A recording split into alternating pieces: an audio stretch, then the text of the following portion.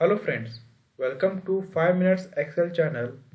In this video, we can see a shortcut key to display a paste special dialog box. What you have to do is just select the cell and copy it and go to the cell where you want to paste. Then using Ctrl Alt and V key, then you can get the paste special dialog box where these options you can use. In this video, this is not our topic to explain.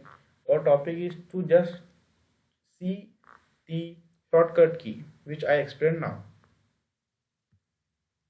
Like this you can get the paste special dialog box.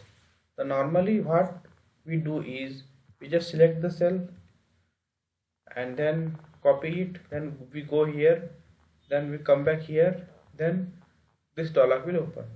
Instead of going so many steps, just have to follow Ctrl Alt and V. Directly the dialog box will open. I hope this trick is new for you and you understood it very well. Please share, subscribe to my channel 5 minutes Excel. Thank you.